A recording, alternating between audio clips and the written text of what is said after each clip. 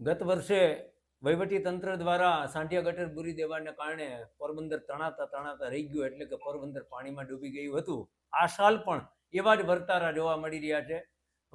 રોકડિયા હનુમાનથી Bokhira jubilee તરફ જતા રસ્તામાં ગાયત્રી મંદિર આવે છે. ગાયત્રી મંદિરની સામે આ તમે દ્રશ્ય જોઈ રહ્યા છો. એ દ્રશ્યમાં તમને દેખાશે ત્યાં નગરપાલિકા જે વેસ્ટ ગામમાંથી જે કચરો ઉપાડે છે એનું ત્યાં ડમ્પિંગ કરે છે, અને એ કચરો પાછો એ બાજુમાં રહેલી ખાડીમાં જાય છે.